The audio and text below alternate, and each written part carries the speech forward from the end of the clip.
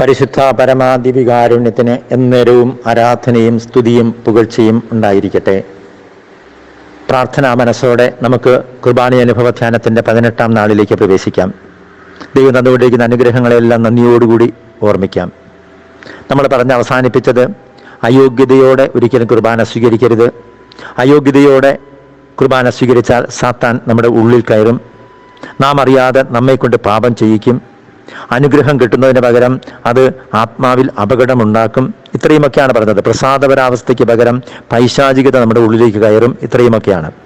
പക്ഷെ ഇനി നമ്മൾ തിരിച്ചറിയേണ്ടത് അയോഗ്യതയോടെ സ്വീകരിക്കുക എന്ന് പറഞ്ഞാൽ ഒരുക്കം കൂടാതെ സ്വീകരിക്കുക എന്നാണ് അർത്ഥമെന്ന് നമ്മൾ തിരിച്ചറിയണം.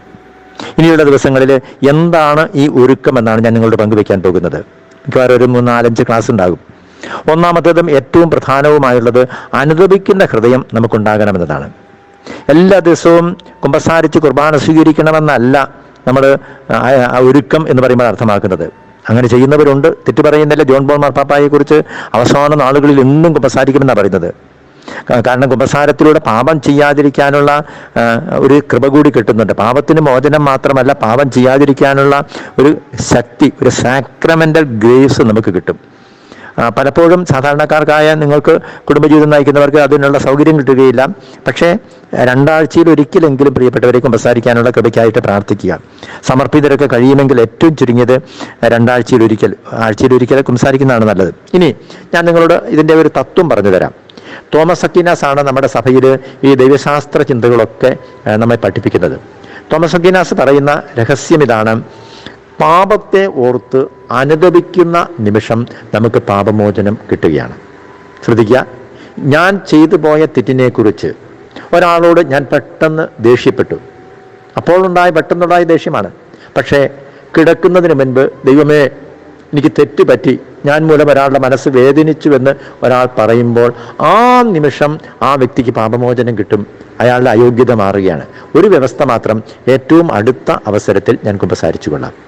പക്ഷെ ഒരു കാര്യം തിരിച്ചറിയണം, മാരകപാപമാണ് ചെയ്യുന്നതെങ്കിൽ, മാരകപാപം ചെയ്യുന്നവർ, എന്നെ കേൾക്കുന്നവരിൽ ആരും ഉണ്ടാകാൻ സാധ്യതയില്ല. അറിഞ്ഞുകൊണ്ട് വ്യഭിചാരം ചെയ്യുന്നു, അല്ലെങ്കിൽ അറിഞ്ഞുകൊണ്ട് കൊലപാതകം ചെയ്യുന്നു. ഇതാണ് പൂർണ്ണ മനസ്സും പൂർണ്ണ ഹൃദയം പൂർണ്ണ അറിവ് ഇതോടുകൂടി ചെയ്യുന്ന ഗൗരവമുള്ള പാപങ്ങളെയാണ് മാരക പാപങ്ങൾ എന്ന് പറയുന്നത്. അത് നമ്മളിൽ എനിക്ക് തോന്നുന്നില്ല എന്നെ കേൾക്കുന്ന ആരെങ്കിലും അങ്ങനെയുള്ള പാപത്തിലേക്ക് വീഴുന്നുണ്ടെങ്കിൽ, പ്രിയപ്പെട്ടവരെ, അങ്ങനെ എങ്ങാനും അറിയാതെ ജീവിതത്തിൽ സംഭവിച്ചു പോയാൽ പിന്നെ നിങ്ങൾ കുമ്പസാരിച്ച് വേണം കുർബാന സ്വീകരിക്കാൻ.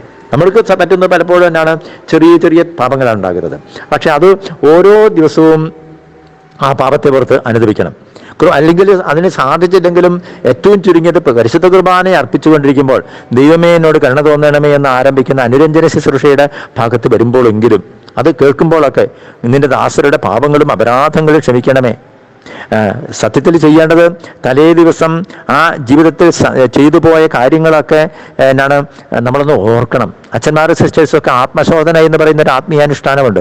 രാത്രി പ്രാർത്ഥനയ്ക്ക് തൊട്ടു മുൻപ് ഈ ജീവിതത്തിലെ സംഭവങ്ങളൊക്കെ ഒന്ന് ഓർത്തതിന് ശേഷം ആരെങ്കിലും ഒരാൾ മനസ്താപ പ്രകടനം എന്ന് പറയുമ്പോൾ എല്ലാവരും കൂടി, ഇനി ഒറ്റയ്ക്കാണ് അച്ഛൻ താമസിക്കുന്നതെങ്കിൽ എൻ്റെ ദൈവമേ ഏറ്റവും നല്ലവനും എല്ലാറ്റിനും ഉപരിയായി സ്നേഹിക്കപ്പെടുവാൻ, പിറ്റേ ദിവസം രാവിലെ അത് മനസ്സിലൊന്ന് ഓർത്താൽ മതി. ഞാൻ പറഞ്ഞത്, ഒരു ചിന്തയുമില്ലാതെ തലേ ദിവസം ജീവിതം എങ്ങനെയാണെന്നുള്ളൊരു ഓർമ്മയുമില്ലാതെ നാവ് നീട്ടുന്ന ഒരു രീതി മാറ്റി ഏറ്റവും ചുരുങ്ങിയത്, പ്രിയപ്പെട്ടവരെ, നിങ്ങൾ നടന്ന് അല്ലെങ്കിൽ കാറിൽ വീട്ടിലേക്ക് പോരുമ്പോൾ ഭാര്യ ഭർത്താക്കന്മാരൊക്കെ ആണെങ്കിൽ സംസാരിക്കാതെ പെട്ടെന്ന് ഒരു കാര്യമൊക്കെ ഒന്ന് ഓർത്ത്, ഒരു നിമിഷം ഓർത്ത്, ദൈവമേനോട് കരുണ തോന്നണമേ, ഇതൊക്കെ നിൽക്കുമ്പോൾ ഏതാണ് സപ്രാപ്രാർത്ഥനയുടെ അവസാനം അത് ചൊല്ലുന്നുണ്ടല്ലോ, എല്ലാ പള്ളികളിലും തന്നെ കാണുമായിരിക്കും.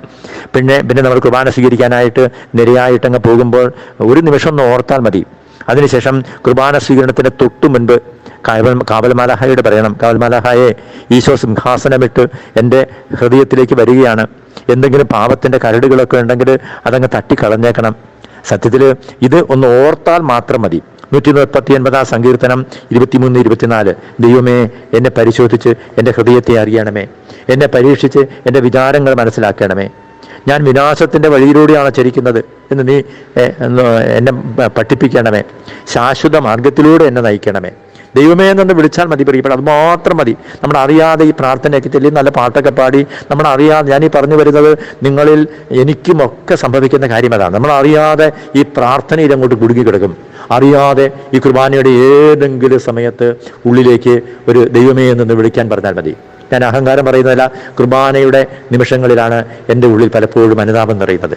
ഓരോ പ്രാർത്ഥന ചൊല്ലിക്കൊണ്ടിരിക്കുമ്പോൾ ദൈവമേ ഇന്നലെ കുറ്റം പറഞ്ഞല്ലോ, ഇന്നലെ മറ്റ് വൈദികരുടെ കൂടെ ഇരുന്നു കൊണ്ട് അധികാരികളെ വിമർശിച്ചല്ലോ, ഇതൊക്കെ അറിയാതെ മനസ്സിലേക്ക് കടന്നു വരും. അങ്ങനെ ദൈവമേ എന്നൊന്ന് വിളിച്ചുകൊണ്ട് പോയാൽ മതി. ഇനി നമ്മൾ ഓർക്കേണ്ട കാര്യം ഇതാണ്, ഞാൻ അയോഗ്യതയോടെ കുർബാന സ്വീകരിക്കുമ്പോൾ നമ്മുടെ ഉള്ളിൽ പൈശാചികം നിറയുമെന്ന് പറഞ്ഞു. ഇനി ഒരുക്കത്തോടെ സ്വീകരിക്കുവാൻ, അയോഗ്യത എന്ന് പറഞ്ഞാൽ ഒരുക്കം ഇല്ലാത്ത അവസ്ഥ എന്നാണ് അർത്ഥമാക്കേണ്ടത്. ഒരുക്കത്തിൻ്റെ ഏറ്റവും പ്രധാനപ്പെട്ട ഘടകമെന്ന് പറയുന്നത് പാപത്തെ ഓർത്ത് അനുദപിക്കുക എന്ന് ആണ് ഞാനിപ്പോൾ നിങ്ങളോട് പറഞ്ഞുകൊണ്ടിരിക്കുന്നത്. ഇനി അങ്ങനെ പാപത്തെ ഓർത്ത് അനുദപിച്ച് കുർബാന സ്വീകരിക്കുമ്പോൾ എന്താണെന്നറിയാമോ? നമ്മുടെ ആത്മാവിൽ കിടക്കുന്ന പാപത്തിൻ്റെ കരടുകളെല്ലാം മാറിപ്പോവുകയാണ്. ചെറിയ ചെറിയ ആ കറുത്ത പാടുകളൊക്കെ. കാരണം എന്താണ്? ഈശോ പാപമുള്ള ഇടത്ത് സിംഹാസനമിട്ട് ഇരിക്കുകയില്ല. ഞാൻ കുർബാന സ്വീകരിക്കുമ്പോൾ വെറുതെ മനസ്സിലേക്ക് ചിത്രം കൊണ്ടുവന്നേ, ഞാൻ കുർബാന സ്വീകരിച്ചു കഴിയുമ്പോൾ എൻ്റെ ഉള്ളിലേക്ക് ത്രിയേക ദൈവം ഇതാ ഒരു സിംഹാസനമിട്ട് ഇരിക്കുകയാണ്.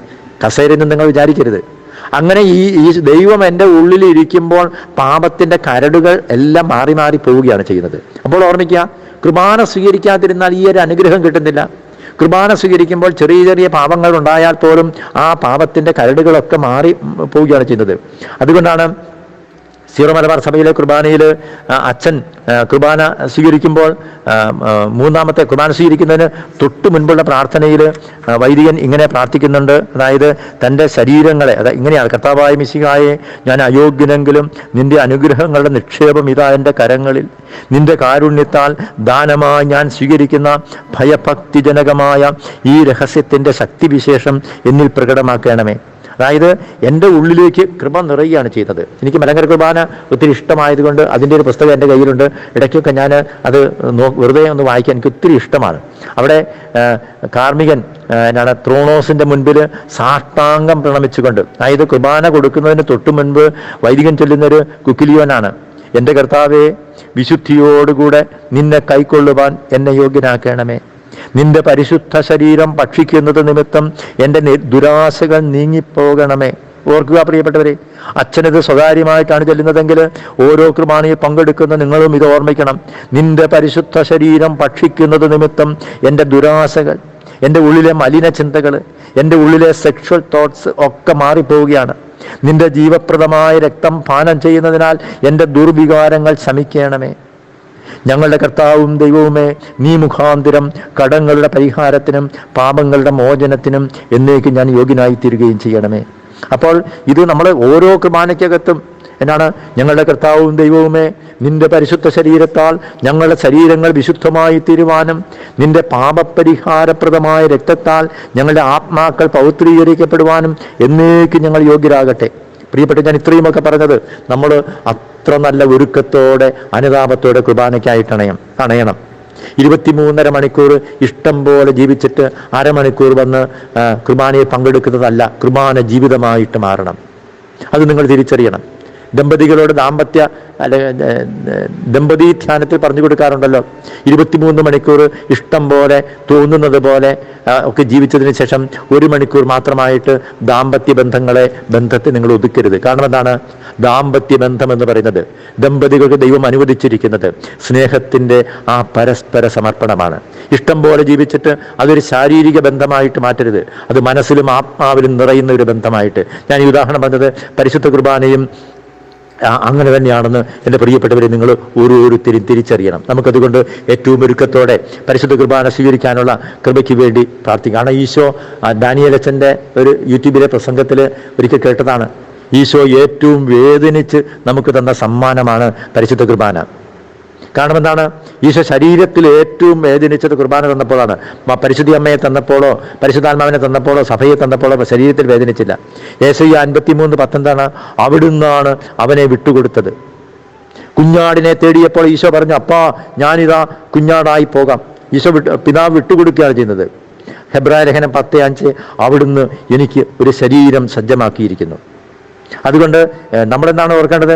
ഈശോ ശരീരത്തിൽ ഇത്രമാത്രം സഹിച്ച് നമുക്ക് ഈ പരിശുദ്ധ കുർബാന തന്നതെങ്കിലും, അത്രമാത്രം വേദനിച്ച് വിലപ്പെട്ട ഒരു സമ്മാനം തന്നെങ്കിലും വേദനിച്ച് തന്നത് നമ്മൾ അശ്രദ്ധയോടെ നമ്മൾ അതിനെ കാണരുത്. ആ ഒരു വേദന നമ്മുടെ അച്ഛൻ പറയുന്ന വാക്കുണ്ട്, abusing the gift is abusing the giver എന്ന് പറഞ്ഞാൽ ഈശോ അത്രമാത്രം വേദനിച്ചാണ് നമുക്ക് വേണ്ടി പരിശുദ്ധ കുർബാന തന്നത്. അതുകൊണ്ട് നമുക്ക് ഈ വചനം കേട്ടുകൊണ്ടിരിക്കുന്ന നിങ്ങൾക്ക് പരിശുദ്ധ കുർബാന സ്വീകരിക്കാനായിട്ടുള്ള ഒരുക്കം വരുമ്പോൾ ഉള്ളിലേക്ക് ഒരു കൃപ നിറയട്ടെ. കർത്താവേ, പരിശുദ്ധ കുർബാന സ്വീകരിക്കുമ്പോൾ വിശുദ്ധിയുള്ള ദൈവത്തെയാണ് സ്വീകരിക്കുന്നത് എന്ന് ഇന്നലെ ഞങ്ങൾ ധ്യാനിച്ചു.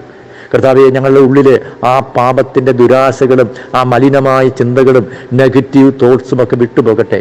കർത്താവെ, ഈ വചനം കേട്ടുകൊണ്ടിരിക്കുന്ന ഈ മക്കളെ നിന്റെ തിരുമുൻപിൽ നിന്നുകൊണ്ടാണ് ഞാൻ പ്രാർത്ഥിക്കുന്നത്. കുർബാനയുടെ മുൻപിൽ ഇരുന്നുകൊണ്ടാണ് ഇവർക്ക് വേണ്ടി പ്രാർത്ഥിക്കുന്നത്.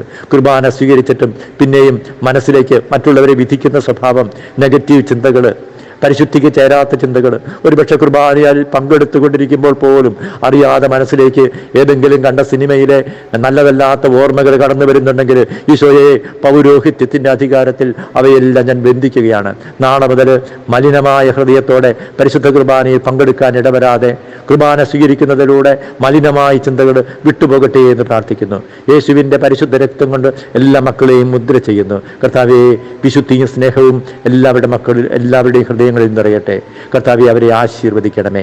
കർത്താവെ, നീ തന്നെ ആശീർവദിക്കണമേ. നമ്മുടെ കർത്താവ് ഈശോ മിശിഹായുടെ കൃപയും പിതാവായ ദൈവത്തിൻ്റെ സ്നേഹവും പാവനാത്മാവിൻ്റെ സഹവാസവും പരിശുദ്ധ അമ്മയുടെയും വിശുദ്ധ യോസേപ്പ് പിതാവിൻ്റെയും പ്രത്യേക സംരക്ഷണവും നാം എല്ലാവരുടെയും കൂടെ ഉണ്ടായിരിക്കട്ടെ, ഇപ്പോഴും എപ്പോഴും എന്നേക്കും. ആമേൻ.